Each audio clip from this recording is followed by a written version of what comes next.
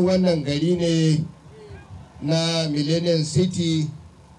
Kamar yadda kuka sani, lokacin da muka fito neman zaɓe mun yi alƙawarin cewa in Allah ya yarda za mu yi ƙoƙari mu ga cewa mun yi titina a wurare da dama a wannan jiha namu na Kaduna.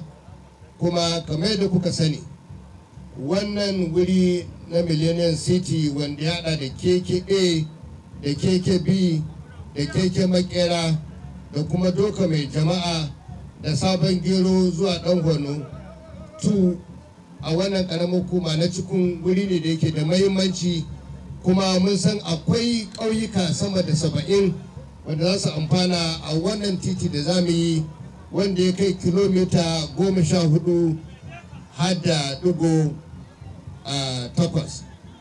Wato wannan kilomita 14 kamar da kuka sani ba wai titi da kuka saba ganin shi bane a ƙauyuka, irin titin da kuke ganin shi ne a cikin jihar na Kaduna, shi ne za muku a wurin nan. Yadda kuke zuwa ku je cikin GRA, ku je Malali GRA, ku je Angoli GRA, kuma za ku ga irin wannan titi a wannan ƙauyen naku. Yadda kuke zuwa ƙasar London da America ku ga titi, za ku gan shi a wurin nan shi ma Allah yadda. Kuma mun yi alƙawarin cewa za mu yi tituna a wuraren da talakawa suke zama. Ba za mu yi tituna ba ne kaɗai wurin masu kuɗi da masu mulki, a wurin talakawa. Ke sa za mu kawo muku wannan titi wanda za a kashe biliyoyi da dama a yi muku kuma ku ji daɗin gwamnati.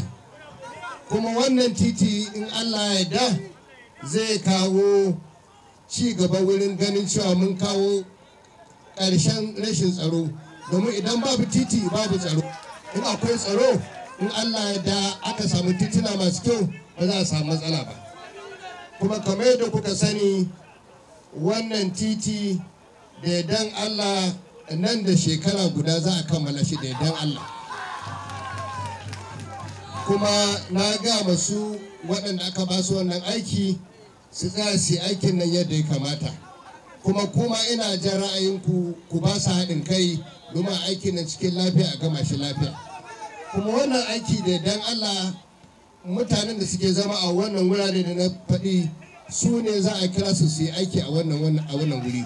Saboda haka jama'anku za su samu sana'a, matasa za su samu aikin yi, kuma tattalin arzikin ƙasa zai bunƙasa a wannan gunduma tamu na Millennium City da dan Allah.